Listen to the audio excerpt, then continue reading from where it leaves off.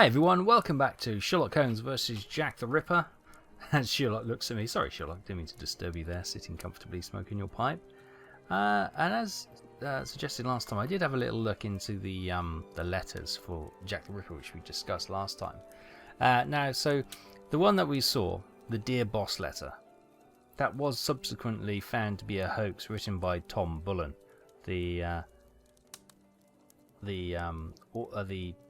journalist from the paper. There were other letters. There was the Saucy Jackie postcard and From Hell letter, plus an Openshaw letter as well. I think one of them they make mention, which was actually the Dear Boss letter, which was later attributed to Tom Bullen, where it makes mention of taking the ear of the victim and sending it to the police. Now this got a little bit of focus at the time, is because the actual ear of the victim was actually nicked and cut by the murderer, but obviously it wasn't there then cut completely off and sent to the police, so that was disregarded in that manner. The Saucy Jackie postcard, that mentioned the 5 conical murders, which was the first 5 ladies, and apparently shared details of which, this is the one I thought, which were not released to the press, but subsequently it would appear that the postal date of that letter was 24 hours after the last killing occurred, so they may have had information about the deaths. Previously it had been reported that they received it before the last death, and that's what people believed it was a genuine thing. And the From Hell letter, which was a different handwriting completely, but what the For Hell letter came with was a small box which actually contained a human kidney. Now it was the doctor and the pathologist looked at it and they confirmed it was a human kidney, but they couldn't tell you whose it was, and there was no other factors involved, so no one knows about that one, where they got a human kidney from. Was it the actual murderer? Who knows? They never were able to fully discount that letter, but in all likelihood it was probably a hoax, or somebody trying to build up on the fanaticism which was happening at that time. Anyway, sorry, back to the present day. A bit of background content there. Sherlock, yes, he sent us to go to Whitechapel to get some pig's heads and to borrow some time in an abattoir. So, where should we go to find that? The clinic, cobbler's shop, pet shop, brothel, Lucy's lodgings, the wasp's nest, boarding house. Let's come over to the clinic, because I think the butchers were here, weren't they? These were butchers. This is where the cat meat man was.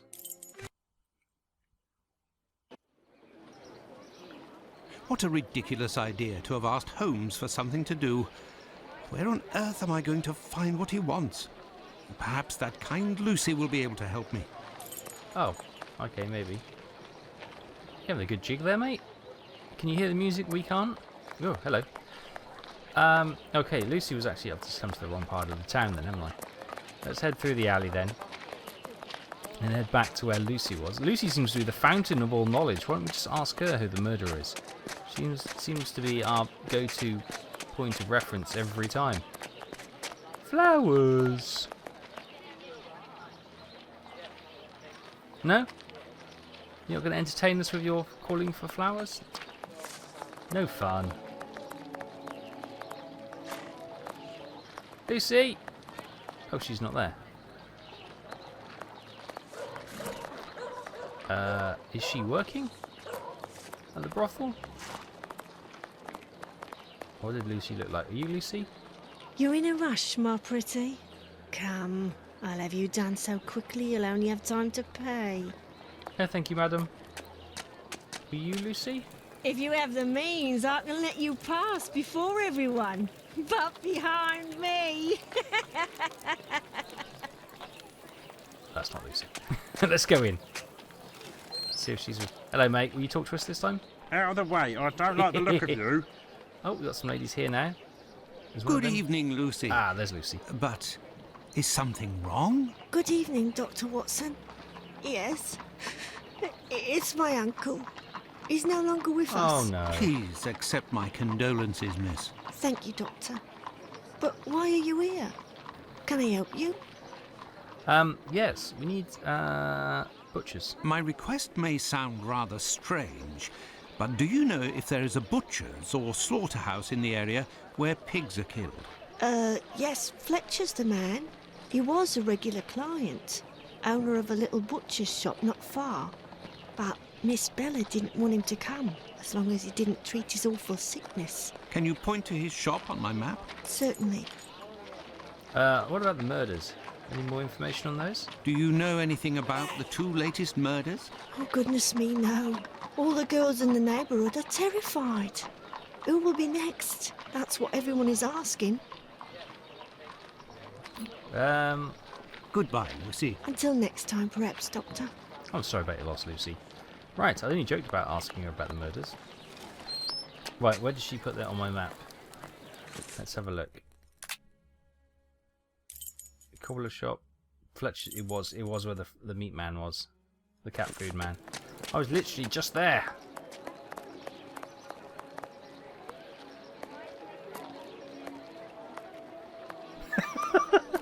Randomly walking far too close to my face. Right, let's go and see if we can go and have a word with Fletcher then. Sounds like he's got some sort of disease. Or illness. I assumed it was going to be a venereal disease, but it might not be. Maybe I'm judging him too harshly. Is this him? Ah, there's Fletcher's butcher shop. Ah, this is the guy we saw being chased down the street. We didn't really understand who he was. Got a shilling, Gov. Oh. Are you Fletcher? Tell me, is it... We don't much like people with your looks round here. Understood? Oh, right. Okay, thank you. I don't have a shilling for you. I've got a pocket knife, though. No, it would be better not to insist. Right. Okay. Oh, do I actually go in? I thought that was Fletcher. Oh. Closed Oh. due to illness. If the proprietor is ill, the butcher's block is probably not being used. Perhaps I can use it. Now, where could a sick butcher have got to? Oh, I'd be at the clinic. Next door. Here we go. Yes, if Fletcher is ill, he should be here. One would hope if he's got the coin. Hello, Doctor. Good evening, Dr. Watson. Good evening, Dr. Gibbons. I have come to see you because I was wondering if, by any chance, you happen to have a patient by the name of Fletcher, a butcher who would have relinquished his shop due to illness. An illness caught during nocturnal encounters, if you catch my drift. Fletcher is one of the regulars at the clinic. Mercury treatment against syphilis. Oh, God. A night with Venus, a lifetime with Mercury. He left London a fortnight ago for the fresh country air. Why is he of interest to you? Oh, no reason. I'm more interested in using his shop, only for an hour or so. Would he have left his keys with family in the area? He has none left, but he must have left Hardiman, the cat's meat seller, to oversee his shop. They're in business. They're good friends. Do you know where he can be found? No, but wander around the neighbourhood and listen for his beep beeps. He often passes in front of the clinic. Besides... But besides what? Surely there's another line coming, no? You can't just end a conversation. And besides what? Just don't leave me hanging there, man. Okay, so we're going to look for Mr. Beep Beep again. Meep meep. Oh, there's Big Danny. All right, Big Danny. It's me that you're looking for, sweetheart. It really isn't. Actually, no. I am looking for the cat food seller, Hardiman. Hardiman? Poor Hardiman? It isn't quitting time for him yet. That gives me some time to wander the streets before he shows up, and with him all the cats hereabouts. The nemesis of the Catman. Right, where does Hardiman live? Do you know where he lives? Sure. And for a copper, I might even tell you. Here are a few coins. You're too kind, Governor. Well, these days I knows that he lives with his mammy on Hanbury Street, in the same place where Dark Annie bled to death. Oh, lovely. Poor Hardyman. Why do you call him poor Hardyman? Bah, he's in grieving, of course. Just a few weeks ago he lost his wife. And 3 months before that, his girl, poor fella. He was in tatters. Even came to cry on my shoulder, believe it or not. He must have been hard up. Well, I must leave you. I must go to Hanbury Street. That's not here, is it? That we had to go to a different map location for that. Hang on a moment. Hanbury, 29 Hanbury Street. This Here is we the go. building in which poor Annie Chapman was killed. Beep, beep. I remember the cat meat sign outside. Oh, again, I was waiting for a blooming cutscene. Every time. Are you okay there? Oh, she's alive at least. Alright, beep beep. Beep, beep. Hello, are you Mr. Hardyman? That's me. About Fletcher's shop. I am Dr. Watson. I have come to see you about Fletcher's shop. I would like to use it for an hour or two, if you have the keys and your rates are reasonable. Do you want to operate on someone in the butcher's? Not at all. One of my friends needs it to prepare pig's heads. Well, why not? Fletcher certainly wouldn't mind, but there's a problem. What's the problem? Beep beep. A problem? How so? This morning, the neighbour above broke his key in the door. The old boy must have already had a drink. So? Well, I tried my best to unjam it with Fletcher's spare key, which is pretty thin, and bam, that one broke too. Hard luck. But if you have the end of the broken key, perhaps it can be fixed. It must still be upstairs. I didn't pick it up. Fletcher has a key too, so I didn't think it was a problem. Fancy, if I just had another key with a simpler blade, I could copy it. I'm great at odd jobs. Fine, I will try to find all of that. Well, see you later then. Goodbye, sir. What have we just promised to do? I have no reason to go that way. Okay. I have no reason to go that way. Hello, my dear. I have nothing to ask. Give a donation. Well, without money, we can't do nothing. Oh. Hello. Where did you come from? Did you want to have a conversation with me? Tell me, is it... You coming, dearie? Well, there we go. There's a proposal for us. I have nothing to ask. Okay. Here's the cat meat. This is where the murder took place, wasn't it? Right. So out here was when we found the poor victim.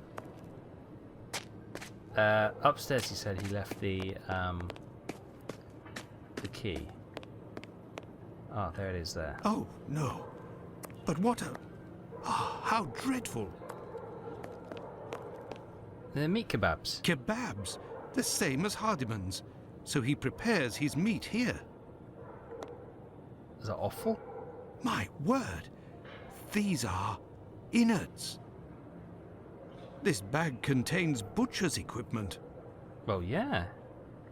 He will need to use that. Are we suggesting he's our next? Where can I find a key with a simpler blade? On a worthless door, perhaps. On a worthless door, perhaps. The toilet door. Although for privacy, that's quite useful. This key was left inadvertently. Indeed, there is nothing terribly precious inside. But what a stench. Right, what we're supposed to do with these two? Meld them together? How are we going to do that? Should we go and speak to Hardyman? We've got to... Where's he gone? He's all the way over here.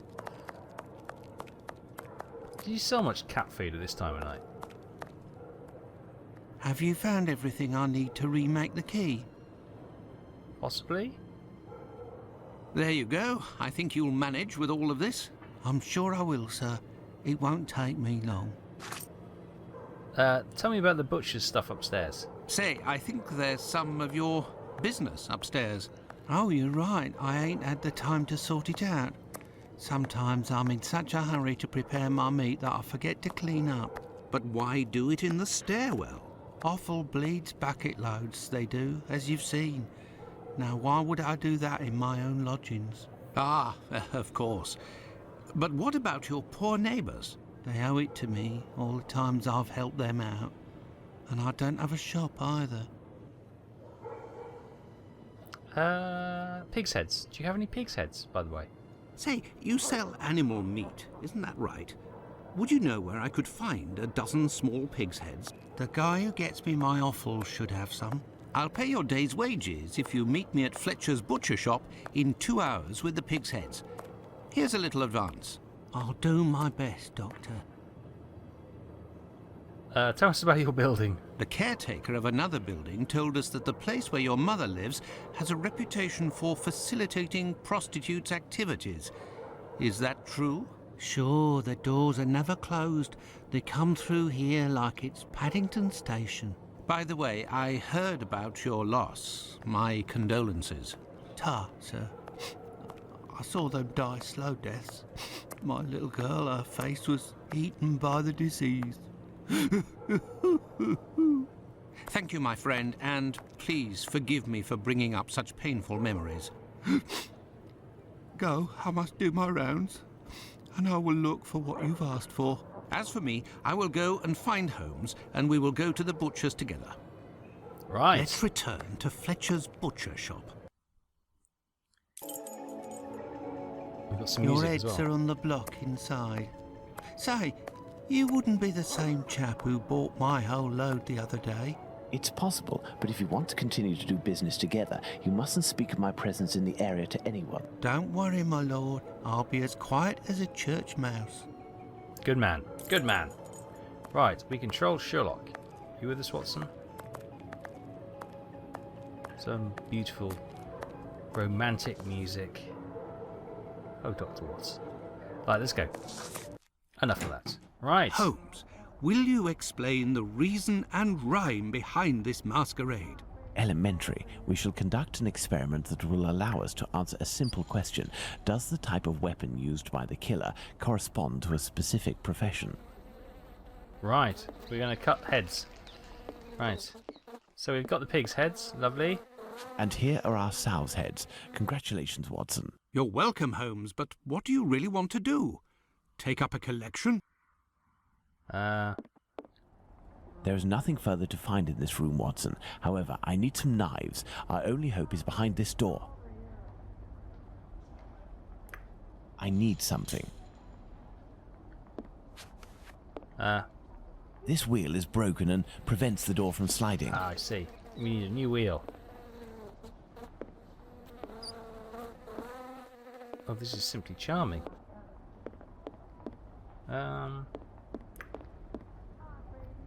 Anything along here? No, right. Anything else around the pig's heads? No, no, no. Do we need those? Nothing hanging up. Right, what do we have on us? We have our pocket knife. Can we get that off? This wheel is broken and prevents the door from sliding. Right then. Oh, we get that one off. This wheel is broken and prevents the door from sliding. Should we swap it with that one then? This wheel is broken and prevents the door from sliding. Ah, hang on a minute. Do I put that down for a second? Do I need to... Yes, I see. We need to hook that onto there. There. This door is slightly raised. There we go. Now we can... This wheel is broken and... Now we maybe flick that off with a knife. Yes. Oh, master mechanic, here we go. Elementary. While I prepare our experiment, could you find me 2 knives? A small one, somewhat larger than a pocket knife, with a large, sharp blade. We'll need it to separate the bones and to cut through the thick skins. Then find me a long knife that's at least 13 inches long, no shorter, that's sharp and has a thick blade. Fine, Holmes, but I'd like to tell you about Hardiman. Do you know that he prepares his kebabs himself and... That he owns butcher's tools and uses offal? That's obvious, Watson. Pray, take my magnifying glass and my rule and get started, Watson. Find me these 2 knives. It's a bit like Picard saying, "Shut up, Wesley. Just get on with it." We all know. Right, what have we got? Here we go. I've forgotten what he asked for now. Conversations. So, we need 2 knives. One small, somewhat larger than a pocket knife, with a large blade, a large sharp blade. We'll need to separate the bones. Right, okay. That one? That one. Yeah. And what was the other one?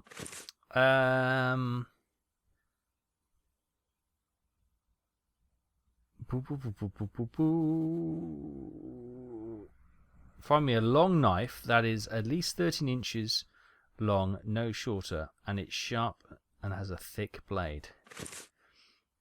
What, this one then, is it? That's With the rule, I must find a large... Yeah, if I measure it properly. Oh. Size, 13 inches. Well, roughly. Give or take. Thanks to the magnifying glass, I can find a small knife that matches Holmes's description. Ah. Large size. Large size. That looks blunt, doesn't it? Or that Fragments of cartilage. Well, that'll Fragments of cartilage. Large size. Fragments of cartilage. So I think it's going to be this one as well.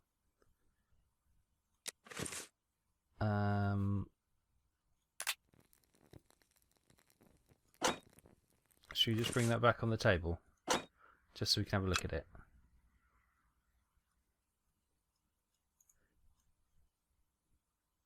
Fragments of cartilage.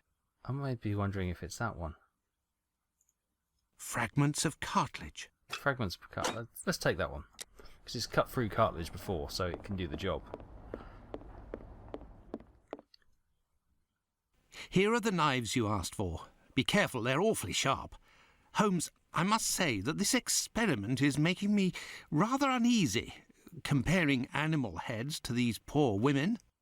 You're right, Watson, but this somewhat shocking experiment may help to end this massacre and save other victims, you can be sure of that. Look, these pigs' heads are still bloody, which will suit our experiment perfectly. I have a pocket knife and a scalpel with me. With the 2 knives you just brought me, we have a similar array of weapons as those probably used by the killer. We saw 3 types of throat wounds on the deceased attributed to this man, those intended to slit the throat, those intended to decapitate, and the more superficial yet mortal wound that led to the death of the unfortunate victim in Dutfield's yard, Miss Stride. With the help of these 4 knives, we are going to try to recreate these wounds on the pigs' heads and see what we can establish about the weapon or weapons used. We may also be able to rule out Miss Stride as a victim of the killer of the other 3. Gotcha.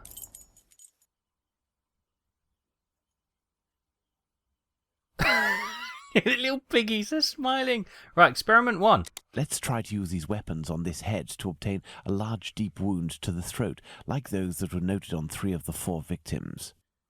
A large, deep wound. So I reckon probably, should we start with this one?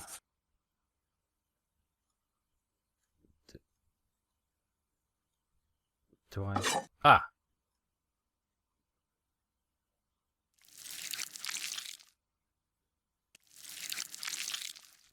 Like that? Well, that looks fairly comprehensive, doesn't it?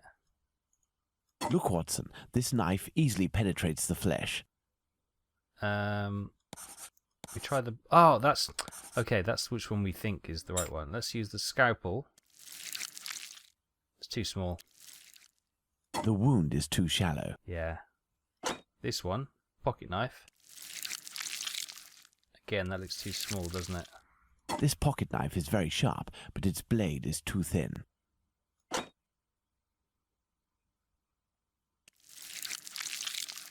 Oh, hang on.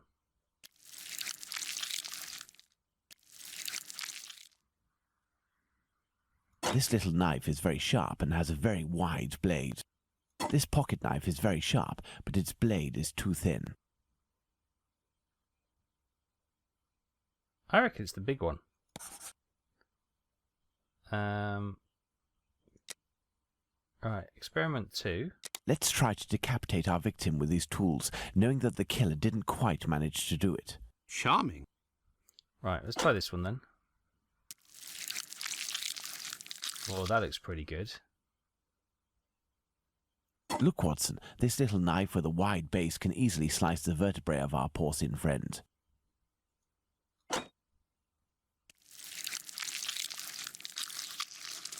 Lovely sound effects. The blade of this pocket knife is too thin to reach the vertebrae.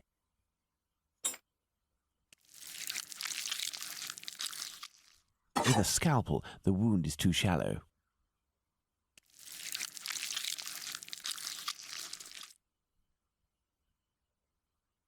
This knife with a long blade easily slices the flesh, but cannot dislocate the vertebrae. So, trying to decapitate the pig. So, that could be that one.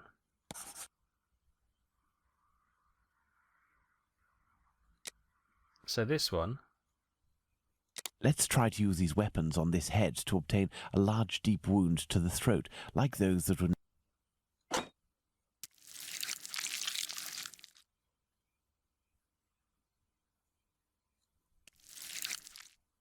This little knife is very sharp and has a very wide blade. Compared to this one, I still think it's this one. Look, Watson, this knife easily penetrates the flesh. I think it's that one. What's experiment 2? Let's try to decapitate our victim with these tools, knowing that the killer didn't quite manage to do it. Charming.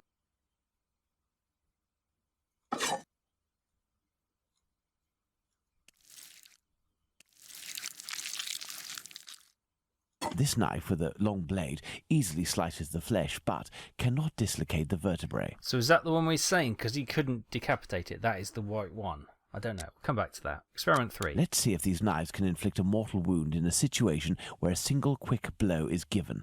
The scenario in question is that of Dutfield's yard. Oh, yeah. Oh, missed.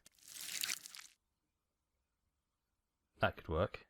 Look, Watson, the blade sinks easily into the flesh. In using the cutting edge of this pocket knife's blade, I can scrape... I missed that. Let's try that again. In using the cutting edge of this pocket knife's blade, I can scrape the skin. But that's all. What about the... This particularly sharp blade can make a deep gash with one quick slice. It's not... Doesn't look like the one, does it? It cuts through the flesh easily as the blade is so sharp. We still think it's that one?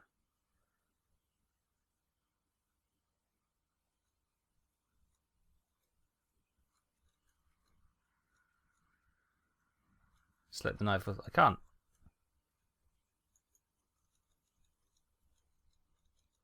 Oh. We've done something wrong. Was it maybe this one? Let's see if these knives can inflict a mortal wound in a situation where a single quick blow is given. The scenario... Right, I reckon it might be that one then.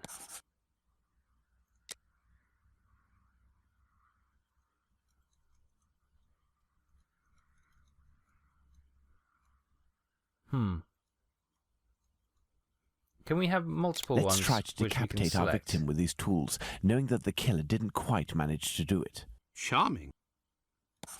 We can have multiple. Right, okay, let's revisit. So Let's this try one, to use these weapons. we think it's these two, don't we? Elementary. So it's those two. Okay. Let's try to decapitate our victim with these tools, knowing that the killer didn't quite manage to do it. Charming. So The blade of this pocket knife is too thin to reach the vertebrae.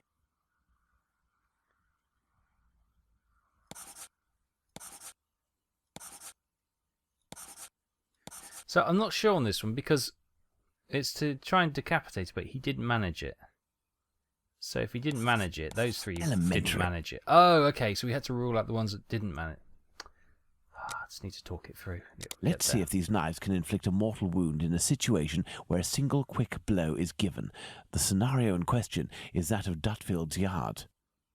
So go through them again. Look, Watson, the blade sinks easily into the flesh. So it could have been that one.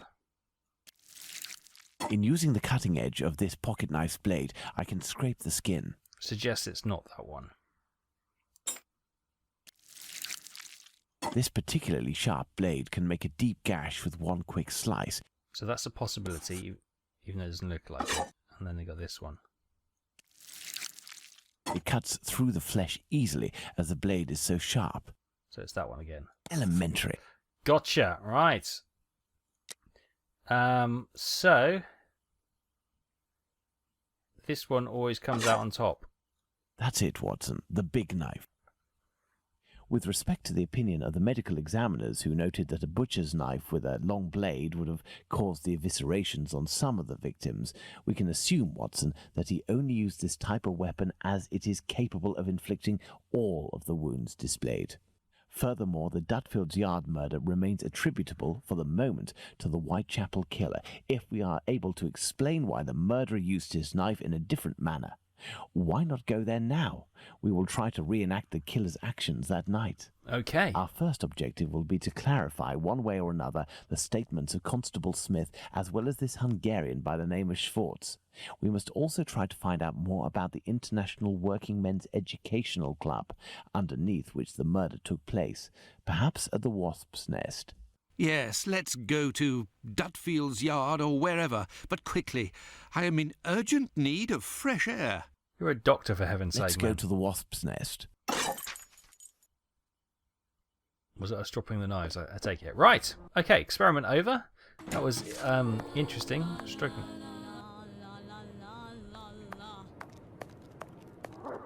Oh, don't stop! Ah.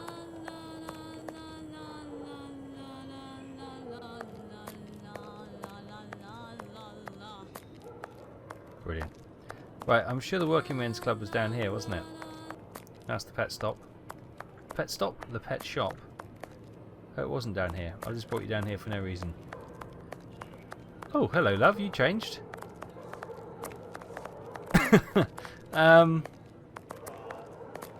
Is this Beep Beep doing another job? Hot tater, sir.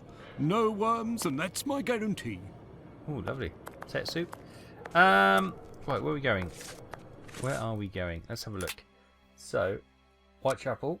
Oh, we're going to the pub, aren't we? Let's go to the pub. Da-doo! You with me, Watson? Yes, you are. Brace yourself. We're going in. No, we're not. Don't forget the Bluto may still be hiding here. I will try to find out more inside. You, Watson, must intercept the policeman on his rounds. Given the hour and a bit of luck, it will be Smith. Try to get some information from him. Understood, Holmes.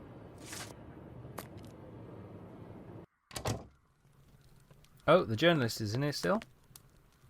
Hello. I know you. You're Squibby's guardian angel. You weren't dressed the same last time, but I don't forget a face. No hard feelings, huh? Join me in a glass? Yeah, okay. Tell us about Jack the Ripper. Your Jack the Ripper is on everyone's lips and written in all of the papers. You must be awfully proud of yourself. You have skill, that's for certain. It's a shame you use it to mask rather than discover the truth. You better believe that I'm going to find out who it is. I got a hold of old Schwartz's interpreter. You know, the Hungarian who saw Liz Stride get it. Doesn't speak a word of English. And when he went round to the station, another Jew went along to interpret. I found that bloke, and he repeated everything that had been said at the station. It won't be long before I find these fellows. What's the betting it's Abraham or Isaac? Why do you say these fellows? Were there several of them? Do you not read the papers, or what? Well, given the rubbish that you read sometimes, let me explain. At 12:45 a.m., Schwartz goes down Burner Street towards Fairclough, on the side of the road where the Workers' Club is.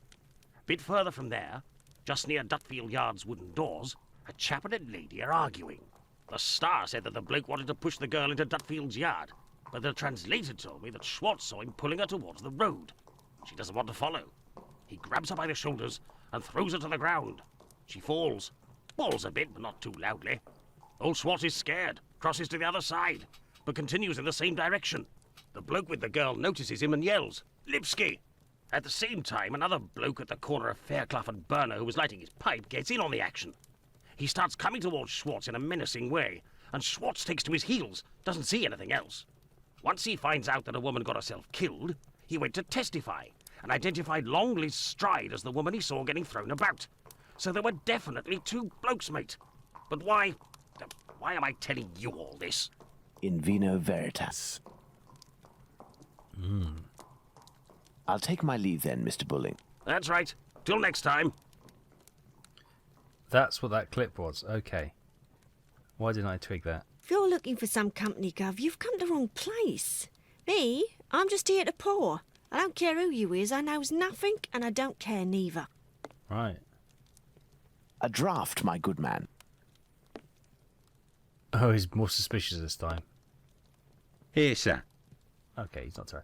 Tell us about the Whitechapel killer. Tell me, was it not a mere stone's throw away from here that the Whitechapel killer struck last week? That'd be Jack the Ripper, that's his name. Slit the throat of a working girl in a small courtyard over there behind them big wooden doors. Below the Workers' Club? The very spot, below Lipsky and Co. I wouldn't be surprised if Jack was one of them, if you catch my drift. Lipsky. Lipsky and Company. Do you mean to say that someone called Lipsky runs this club? Nah, it's just that it's full of Jews. In Whitechapel, we call them all Lipskys, like that Lipsky who killed that girl in Batty Street last year. Oh, really? Last year, a Jew named Israel Lipsky killed a lass who was 6 months pregnant by making her drink acid. One trial and one protest by rabbis later, and he was hanging. By those who don't much like him, the Jews are called Lipskys. Is the term Lipskys used to refer to the Jews in the area, and is this club frequented by Jews? You got it. Socialist Jews, even. They spend their evenings hollering, singing. I've seen them spitting on the bosses. Right, okay. Tell us about the victim. And you know the victim? No more her than any other. The working girls don't drum up business too much in this street.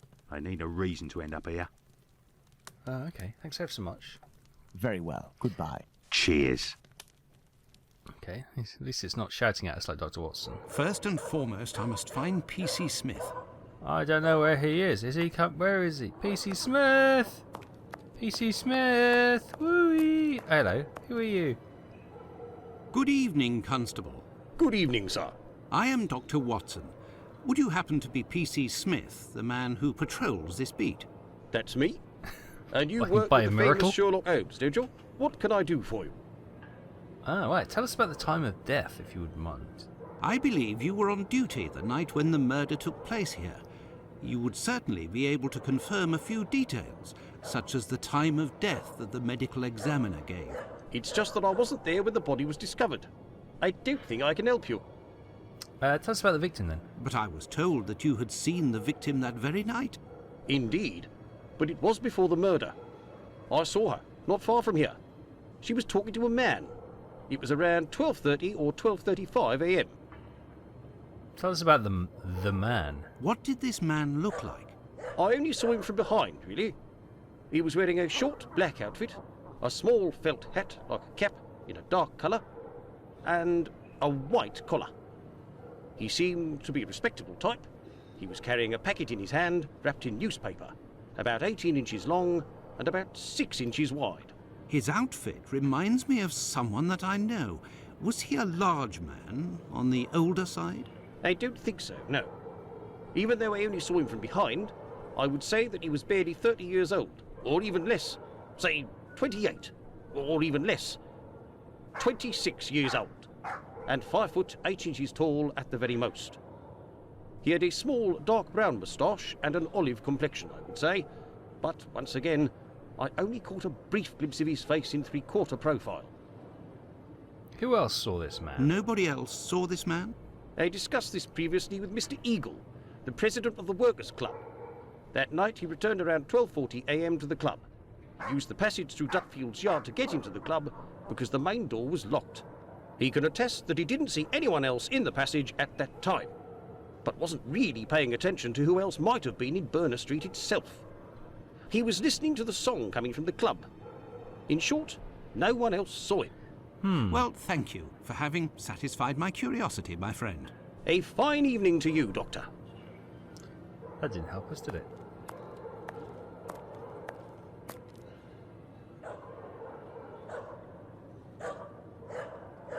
Right, what did you learn? Well, Watson, let's go to Dutfield's yard. Right, what the hell's that?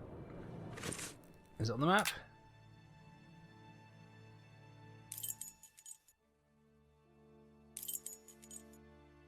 No.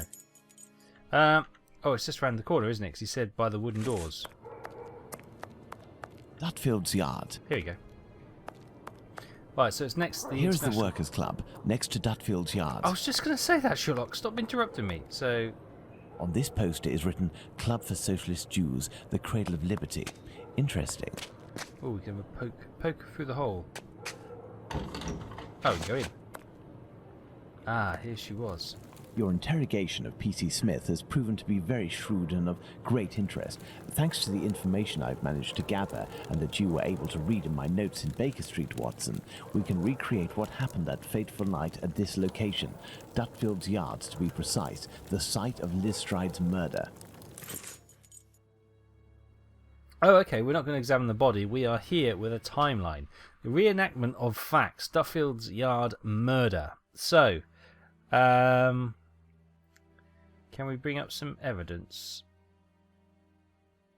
Oh no, we've got the times here, everything. So, midnight, is that the earliest time? Yes, midnight, the club meeting ends. So let's bring them on at midnight. Midnight, the Socialist Club meeting ends. The members, mainly Jewish men, gradually begin to leave the club in little groups or alone. So at 12:20... 12:20 a.m., the American leaves the Socialists Club for some fresh air. The street is deserted. So 12:30 to 12:35 a.m. P.C. Smith sees Liz Stride speaking to a man with a package. Giggity. It's going to be 30 to 35. 12:30 to 12:35 a.m., Smith notices Liz Stride talking to the man with the package. 12:40, which is there. 12:40 a.m., Eagle, the president of the club, enters the Workers' Club via the passageway through Dutfield's Yard. He passed through Dutfield's Yard. If Liz Stride had already been killed, he would have had to walk over her. The murder, therefore, had not yet happened. Yes. Good point. Israel Schwartz at 12:43. 12:43 a.m., Israel Schwartz passes by Dutfield's Yard and witnesses the attack on Liz Stride.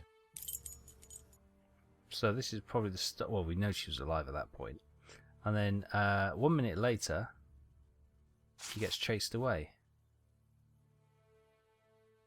12:44 a.m., Schwartz crosses to the other side of the road. The attacker sees him and yells, Lipsky. The attacker must have shouted to his accomplice at the end of the road, Lipsky, indicating at Schwartz using his head in an attempt to scare off this undesirable. So we get him running at 1:45. 12:45 a.m., Schwartz runs away, followed for a short distance by this man. Yeah, so at 1 a.m., let's get that there. 1 a.m., Mr. Diemschutz wants to enter with his cart, but the pony refuses. We know that the murder took place between 12:45 and 1 a.m. Mr. Diemschutz, therefore, must have disturbed the killer. Let's place Liz Stride's murder on the timeline, Watson. Well, she's got to be literally just... Well, she's got to be there, yeah.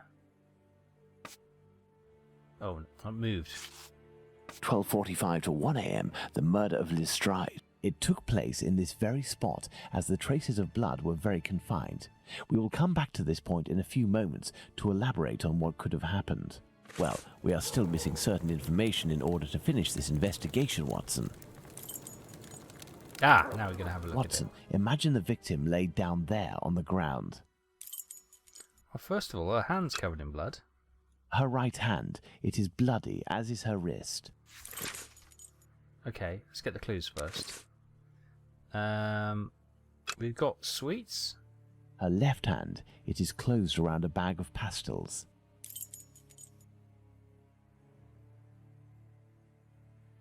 The throat, there is but one clean cut, slightly slanted downwards. The tongue isn't sticking out. She's got a bonnet on. The throat, there is but one clean cut, slightly slanted downwards. The blood. Anything else we're missing?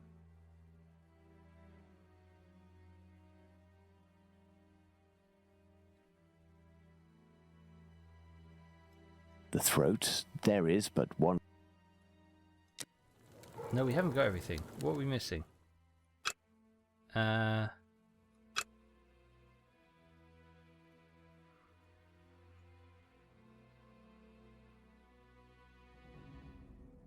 ground is muddy. Ah, is that it? I don't know. The throat, there is. How's that? Is that all the clues? No, there's still more clues. What are we not seeing? Obviously he was disturbed because he hadn't finished his work. The ground is muddy. What are we missing? The throat, there is but one clean cut, slightly slanted downwards. Her left hand, it is closed around a bag of pastils. Her knees and dress, they are clean. That was it. Okay. So, deduction board.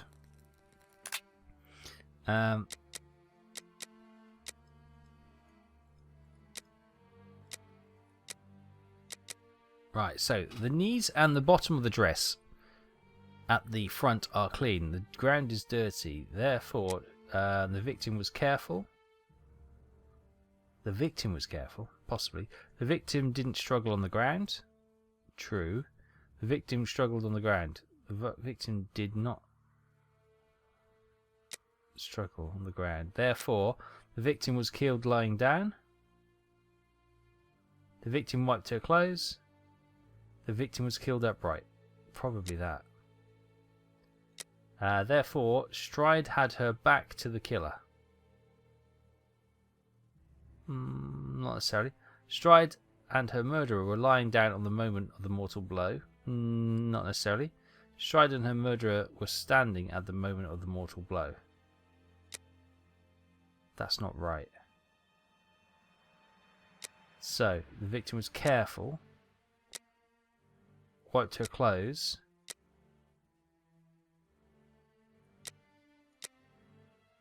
No, it doesn't make sense. So the ground is dirty, so she didn't struggle on the ground. She didn't struggle on the ground because the victim was killed lying down. Possibly, maybe there was something in the pastels which knocked her out. And Stride had her back to the killer? No. Possibly lying down. Come back to that one. There may be something which will link in. The wound at the neck is clean, starting from the right and slightly oblique and descending. So it would be...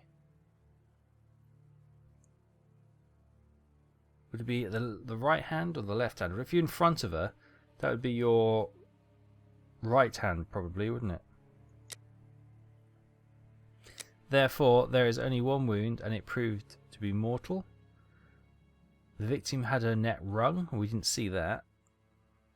Superficial wound around the neck.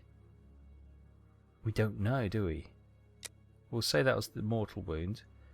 The murderer struck the blow from below. The murderer struck the blow from above. The murderer struck the blow from his height.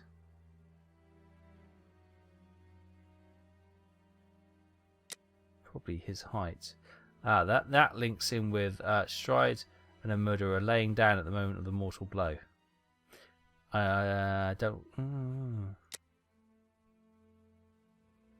Doesn't make sense. Let's change this one. Was killed upright. standing upright at the time of the blow. So therefore, approximately the same height as the victim? Yes, okay, there we go. So the blow was given with the right hand. Possibly right-handed. There we go. Also, the murderer is strong, the murderer is weak. He's a lumberjack. Well, that comes out of that. We'll just go strong. Stride's killer is a weak man, a strong man, a woman. Let's go to strong man. Blood, right hand and wrist. The carotid was not cut or slit. The victim was bleeding from the nose. The victim had her hand cut. The victim put her hand to her throat. That is the most likely. Therefore, the knife blade used in Stride's murder was thin. The murder weapon used against Stride was a mezzaluna? Don't know what that is. The blade knife used was thick. Let's go with that one. Wasn't thick. It was thin. There we go. We have two possibilities. The first is that Liz Stride's killer and the attacker, seen by Schwartz, were one and the same man. The second is that Liz Stride meets a client. After some discussion, they head towards Dutfield's yard to do their business. As soon as they arrive, the attacker appears while his accomplice keeps watch. Schwartz's arrival dissuades the two men from lingering. They leave the area and leave Liz Stride in a tense state, but glad to have kept her client. He will be her murderer. Both hypotheses are possible, but an incongruous detail will serve to corroborate one of them. An incongruous detail that we were able to establish regarding the Hanbury Street murder. Which one would that be, Watson? Look at the victim carefully, Watson, and tell me the link between the murder of Liz Stride and those of Nichols and Chapman. Right. Let's have a look then. So, right hand. They were strangled first. This one was just slashed. Stronger man. Right or left-handed? Right-handed.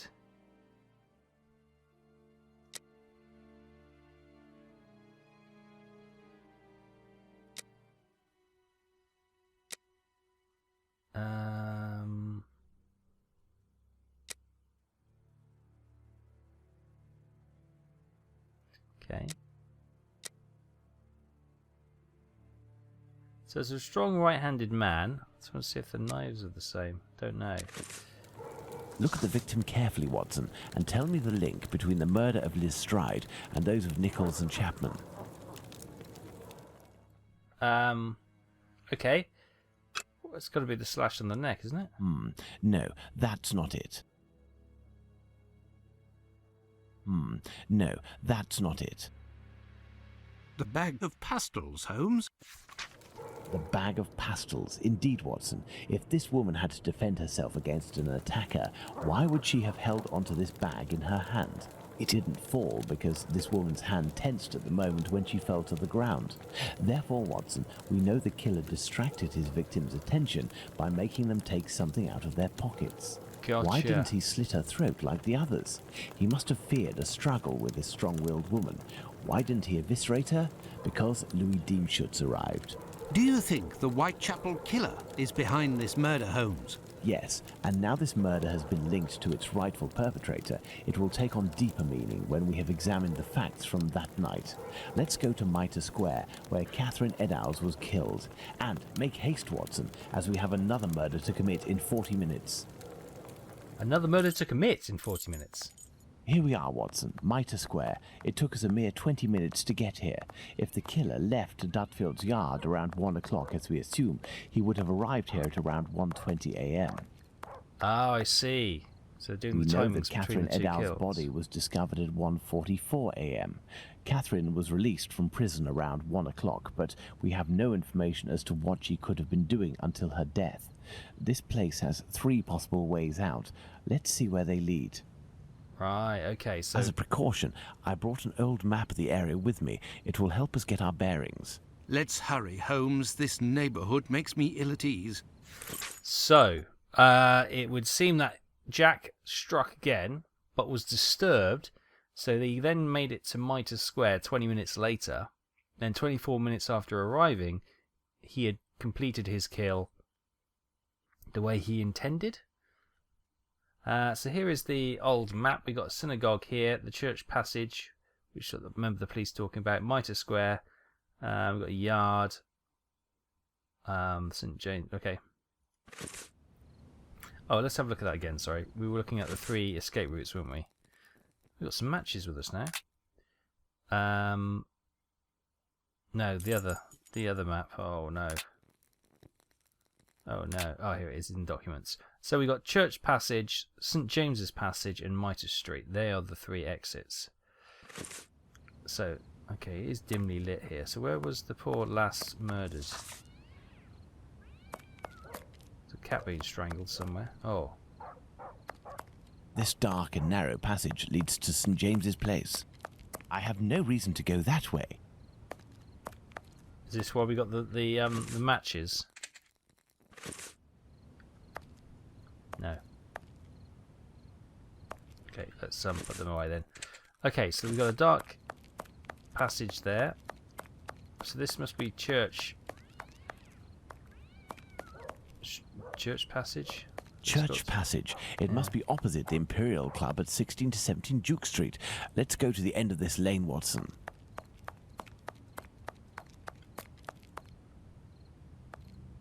Ah.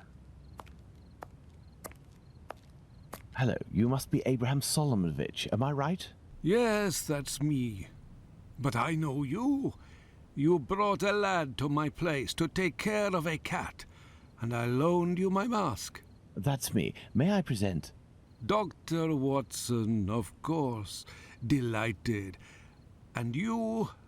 I have known for a few days that you are a detective by the name of Sherlock Holmes. Is that so? You don't miss a thing, do you? It was the children who gave me away. Am I right? They didn't want to, but I gained their confidence by offering them a small comb and half a cake. Oh. They made a good deal out of it, so I don't blame them. However, I must request, as a personal favour, that you do not reveal my identity. You have my word. Curiosity is just killing me, as you may have guessed. Would it be breaking an oath to confide in me the nature of the investigation that you are leading? It's the church passage. Does this spot where we are now in Mitre Square mean anything to you? A demon lives in this city, Mr. Holmes. These unmentionable acts degrade the human race and put the Jewish community in terrible danger. Lots of rumours are circulating, but they are but rumours. I see you're leaving the Imperial Club. It's a stone's throw away from Mitre Square, and the 2 recent murders were most probably discussed in there. Do you know if anyone from the club saw or heard anything that night? Yes, Mr. Holmes. That night, 3 members of our club saw a woman talking to a man at the very spot where we are standing, a few minutes before the body was found, at the end of this passage. Fantastic, Holmes. Calm yourself, Watson. There is nothing at the moment to suggest it was the victim. Can we meet these members? I am afraid that won't be possible. As soon as the police heard the evidence of these men, they were sworn to silence. I understand. But you are working for the good, and I must tell you what I know. One of the 3 men, my friend Joseph, left that night with 2 other members of the Imperial Club, Harry and another Joseph. It was around 1:35 a.m., perhaps a bit earlier. When Joseph, not my friend, but the other, the Aldgate butcher, exited, he saw a man and a woman in discussion at this very spot where we are. These men must have been about 16 feet away from the couple. That's about right. So Joseph, the butcher, said to the other 2, while pointing at the couple, "Look, I don't like going home alone when I see this kind of people here." My friend Joseph looked at them without noticing anything strange and didn't understand what he meant. They had the look of two rather unkempt people, but no more than that. Okay. Does this spot where we God. are now in Mitre Square... A demon. Lots of... Yeah, Calm you. I understand. But you are... These men... That's about... Okay, the testimonies. After the murder, did these three men tell the police what they had seen? Not quite. Ooh. Harry stated that he hadn't seen the couple. As for Joseph, the butcher, even though he was the one who commented on them and pointed them out, said that he couldn't remember anything except that the man was about 3 inches taller than the woman, who was 5 feet tall, no more. My friend Joseph, on the other hand, did his best to cooperate with the police. Ah, the description of the man. And what did your friend Joseph say? What did this man and woman look like? The man must have been 30 years old, about 5 foot 7 inches, light complexion, and a fair moustache. He wore a loose, dark jacket, a grey cap, and a red scarf around his neck. But he said that he only saw him for a brief instant, and it would be impossible to recognize Similar to the him. policeman's identity. He only saw her from behind. She had her hand on the man's stomach and seemed to be pushing him. He said that he remembered that she was small, was wearing a black jacket and a black bonnet. After his testimony, the police took him to see the clothing of the deceased, and Joseph said that they looked identical to those of the woman he had seen. Like I already said, he only glanced at the two, as he was headed with the others in the direction of Aldgate. One final question. The Imperial Club is a Jewish club, isn't that correct? Indeed. Thank you for your help, Mr. Solomonovich. Bah, it was nothing. We must at all cost prevent this demon from striking again, and the police seem to have some difficulty in doing that. I wish you the best of luck, Mr. Holmes. Right, so what I was trying to say is that that description from Joseph was very similar to the description that the PC gave Dr. Watson.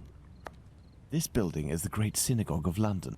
And the other one saying it was only 5'3" would probably be suggesting Closed. that's slightly wrong.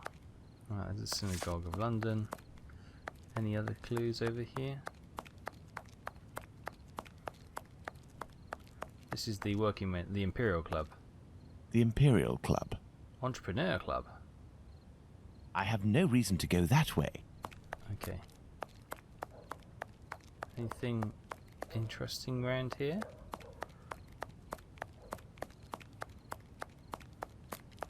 I have no reason to go that way. Okay, we know our limits then.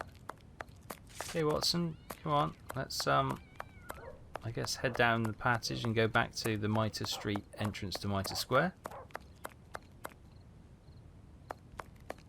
So she was killed down here, but I don't see any chalk drawings. Ah, Watson, yes I we do. are now in the exact spot where poor Eddowes tragically ended her days. This spot is very dark, Holmes. That is probably why our murderer chose it. Let's see, we'll need a lantern. But you can see, yeah, he did a proper job on this girl.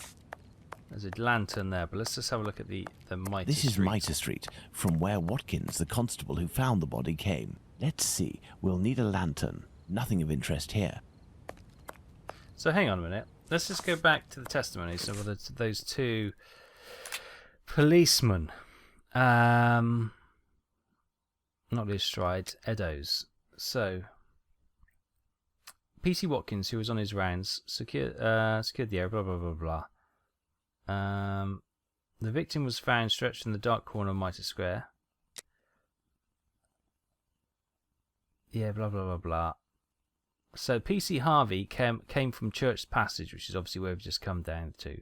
PC Watkins was coming from Mitre Street at 142. PC Watkins did not come into the... So PC Watkins did Nothing not of enter. interest here. He just looked in. So he did not see her around the corner. Okay, that makes sense. Let's grab a lantern then, and let's use some matches. Take the lantern, Watson. Make yourself useful, man. Over here.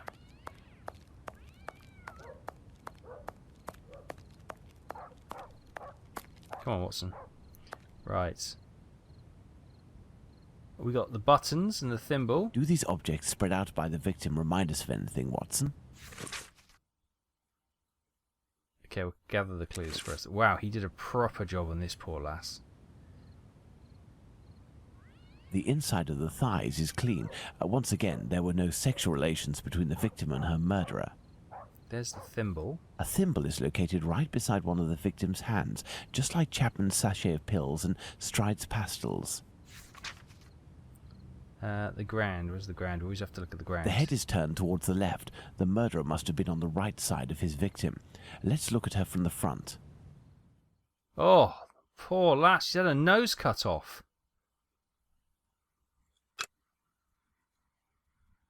The ground? No? He always comments about the ground. The eyelids were cut off. Oh my god. And the nose. The nose was cut. Has the tongue gone? You don't know. The cheeks were slashed to make them thinner. Oh my god.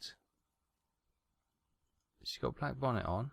There is but one wound, Watson. It goes from the left side and descends in a slight oblique towards the right side.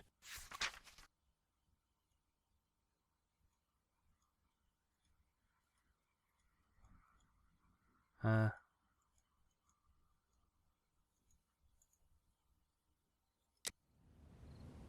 haven't got everything. What have we missed? Part of this apron is missing. We will follow up on that shortly. Okay. Oh yeah, they mentioned the apron was missing. These intestines were pulled out altogether to grant access to the abdomen. Oh. Good God.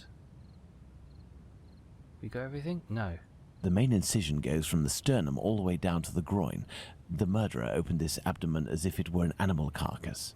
A kidney was removed. The uterus was removed. My goodness, Holmes, it was a slaughter.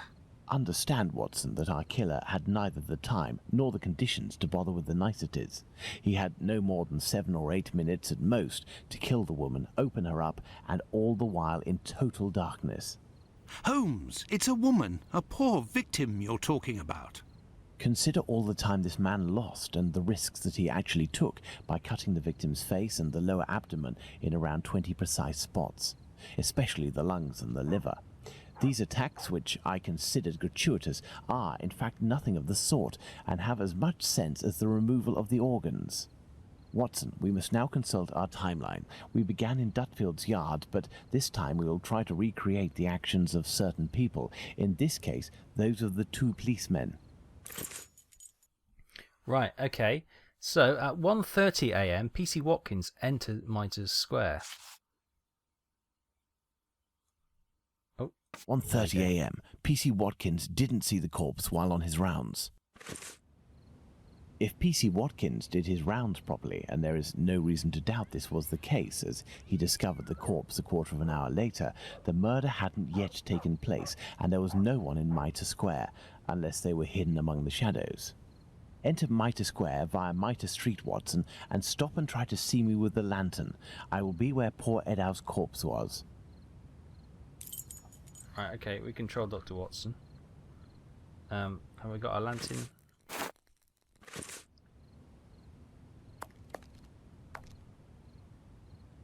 Oh, it's really dark to see, isn't it?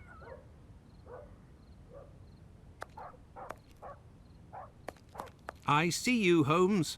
Perfect, Watson. Let's look at our timeline, Watson. Right. So, 1:30 a.m, PC Watkins enters Mitre Square. We've got that in there. The murder hadn't yet taken place at 1:30. Very good, Watson.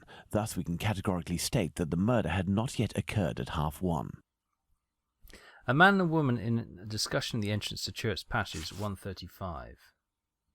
1:35 a.m. A man and a woman are arguing at the entrance of Church Passage.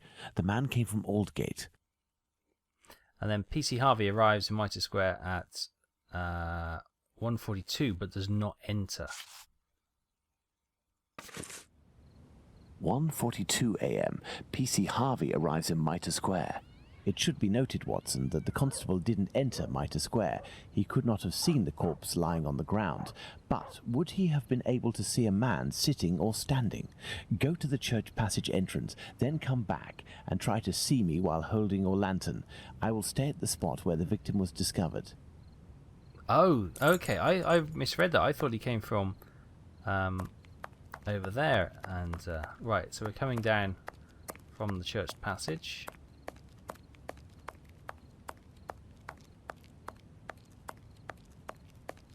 Yeah, it's not very clear, is it? I see you, Holmes. Gotta get really You had to close. proceed into the square in order to see me, something Harvey didn't do. It is possible that the killer was still there. 1:42 a.m. PC Harvey arrives at Mitre Square, but does not go in. The murderer may well have still been there. God, think about that. So the murderer at 1:44. The body is discovered at 1:44. So let's put that right at the top. 1:44 a.m. The body is discovered. Let's put the murder of poor Eddowes on the timeline, Watson. So 1:35 to 1:42.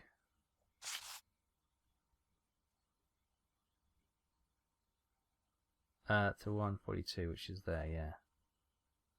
1:35 and 1:42 a.m. The murder would appear to have taken place between these times, that is to say, within 7 minutes. Agreed, Holmes. But does this really prove that our killer had the time to perpetrate these two murders? Let's look at our timeline, Watson. They took 20 minutes to go from Dutfield's Yard to Mitre Square. So that would get him there about 20 past 1. There, Watson. We are now certain that the murderer really had the time to commit these two murders. Incredible. Let's look at our deduction board, Watson. Okay. Deduction. Oh, okay, there's loads of them. Let's get these placed in here. And then we've got these. Right, so first off, the items are meant for a woman. These items belong to the victim. Yes. Murder is a woman. That's up. Therefore, wasn't a transvestite. Murderer is a fetish.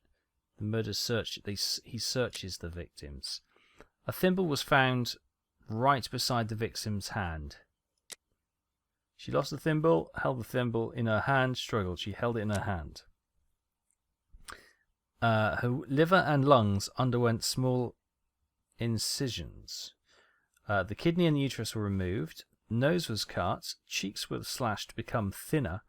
The eyelids were cut out. He knew anatomy, certainly. Okay. Let's go to board 1.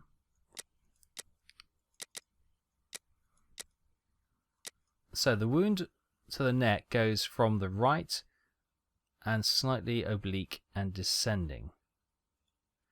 Therefore, the murderer was behind the victim. No, the blow was the blow was fierce and instantaneous.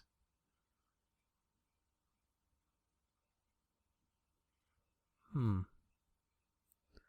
wanted to decapitate. No, it's probably instantaneous. The murder was a bit shorter than the victim. The wound was superficial. The wound is the same kind as that as Miss Stride. I think so. Is ambidextrous. The murderer is right-handed, we think. Yes. Oh, the incision goes from the sternum downwards to the groin. Okay. And that links into that one. Therefore, Eddowes and Stride were the same. Ergo, an accomplice of Stride's murder killed Eddowes. They may be one and the same. Central incision goes from the sternum downwards towards the groin. The murderer cut open the stomach in a surgical manner, opened up Eddowes' abdomen like that of an animal. The murderer cut open the stomach randomly. Probably go, oh, like an animal. Okay. Just move the intestines, okay. A piece of Eddowes' white apron was cut out. The items of the victim's feet are very orderly. The objects fell by chance. No, he likes order. He's unfeeling and organised. This spot is making me nauseous. Can we not head back, Holmes?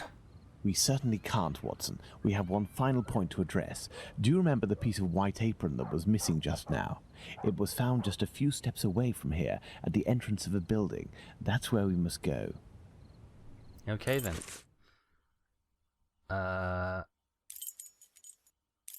Galston Street. Let's go.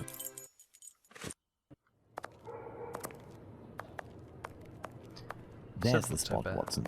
By night, 1888. Galston Street is deathly silent, which will permit us to carry out a fair few experiments. Let's find the entrance where the piece of the victim's apron and the mysterious chalk message were found. Oh, yes. Oh, is that the chalk message? Women and children fashion. Look at these signs, Watson. We are in the Jewish High Street. Look at these signs, Watson. We are in the Jewish High Street. So it's not about children fashion then. Look at these signs, Watson. We are in the Jewish High Street.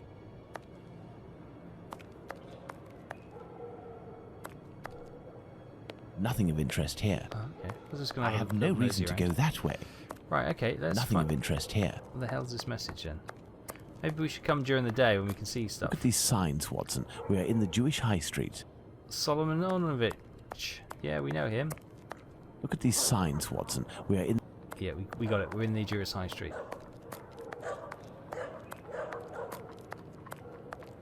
Where on earth is this?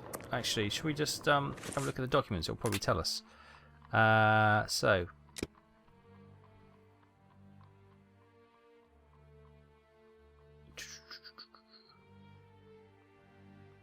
They're the things. Where is it? White cameras, pyramids, blah blah blah blah. Here we go. The stairs of 108 to 119 Wentworth Model Dwellings in Galston Street. At the entrance just above the apron was found the following. Okay. So, didn't we just go past that? 108 to 119. Here we are. It was! Women and children's fashion then. So...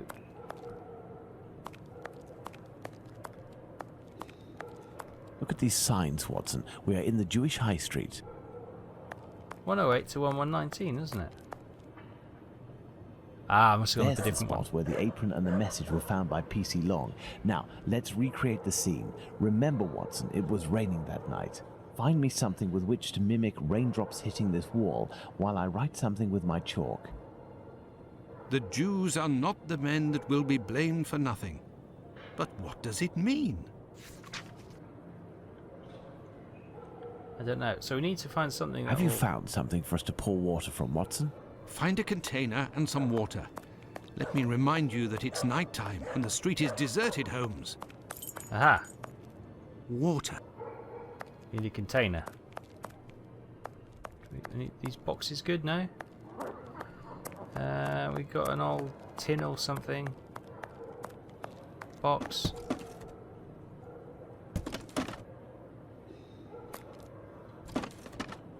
Is this some sort of puzzle? Ah, there's a watering can up there. A I see. watering can. That's what I need. But I can't reach it. A watering can. That's what I need. But I can't reach it. Can I flip that box over to be taller? No? A watering can. That's what I need. But I can't reach it. Right, so I need like a pokey stick or something. Is there a pokey stick? Pokey stick. An old wooden pole. Yes. A merchant probably threw it out. It's a good old pokey stick. That's what that is. Right, let's get the pokey stick. And pokey. A watering can. That's what I need. But I can't reach it. Ah! There's a hook there. That may come in handy. Who knows? Who knows? Who knows? By what perchance miracle? We need some sort of tying up That may come in handy. implements. Who There knows? we go. Who knows? Who knows what these random things we find are? Right, we now got a hook on a pokey stick with some stuff. There we go. Pokey stick would have done it. I could have flicked that out. Stand on the box, man. We've got ourselves a watering can. Happy days.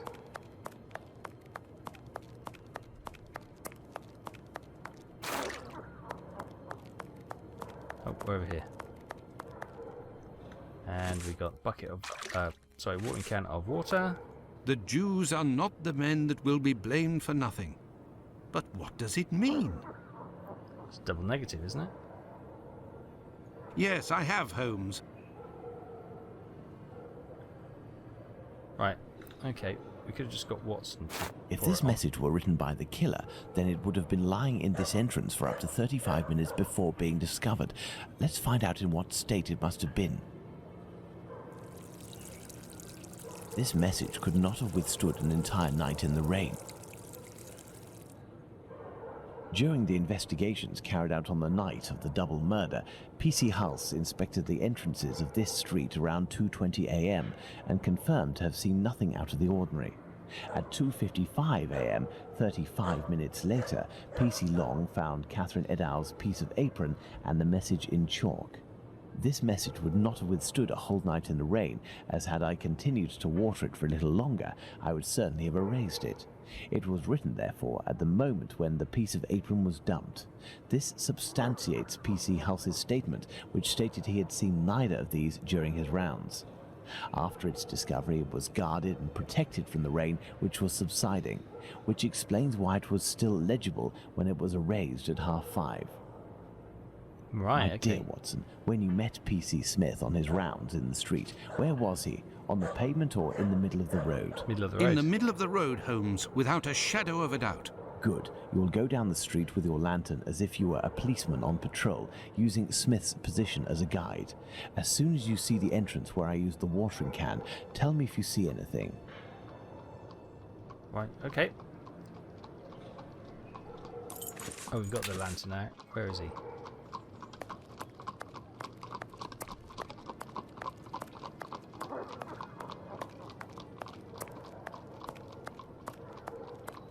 There, Holmes. From here, I can see something written. Can I you can't. read it? No, Do you see the white rag, Watson? Yes. I see something on the ground, but I'm not sure if it's what you were talking about. PC Long, who found the piece of apron, was examining the interior of the entrances, and yet nobody would have predicted that this piece of material would be discovered on the very night of the murder by a policeman on patrol. What are you trying to get at, Holmes? Let's look at this message on the wall, Watson. The Jews are not the men that will be blamed for nothing. In other words, the Jews were possibly blamed for nothing, but that will no longer be the case. Reading this message naturally begs one question. What would that be, Watson? Why? Indeed, Watson, why? For what reason would one have the right to blame the Jews in the future? Remember, Lestrade was killed near a club for socialist Jews, Edow's not far from a synagogue and the Imperial Club, and finally, this piece of apron dropped here. This building is occupied by Jewish families. The killer really did go out of his way to incriminate the Jews living in the area. It's a bit obvious, Holmes. Yes, but with the rumors, Watson, the author of this message would have received a response to his strategy. You are right, Holmes. So perhaps it's a good thing this message was erased. Whoever took the decision to do this is a man of great wisdom and courage. Let's return to Baker Street, Watson. I have some pipes to smoke to help me think more clearly. Let's go back to Baker Street. Okay. Home, sweet home. So, we're trying to pass the blame onto the Jewish community. I had nightmares all night, Holmes. As for you, I bet you didn't get a wink of sleep, did you? It's this chalk message business, isn't it? Among other things. And this lunatic is still running free. If only we knew what he looked like. But we do know, Watson. We have a fairly accurate description. I must have missed an episode of your adventures, Holmes. Not only have I heard you discredit the value of our eyewitnesses, but the few descriptions we do have don't seem to correspond. An inaccurate account can regain its value if we can discover why and to what extent the truth must be rewritten. We've learned a great many things tonight, and I'm able to tell you what our man looks like. Really? Yes, and we're going to need a few things, Watson. Find me 3 mannequins, my worker's costume, my 3 full wigs, one of your worn garments, yes, that can be used for the workman's outfit, and one of your old suits. Oh, and my deer stalker, the one I never wear, but everyone seems to think I wear day and night. Right, so we're going to try and identify our culprit, Jack the Ripper, with another experiment here in 221 Baker Street. Right, but we'll continue this next time. Thank you so much for watching. I hope you're enjoying the adventures of Sherlock Holmes versus Jack the Ripper. Certainly getting enthralled in it, and it feels like we're certainly making strides towards our killer. Can we catch him? Well, history says no, but who knows? We'll see where this adventure leads us. Thanks so much for watching. Take care. See you next time. Bye-bye.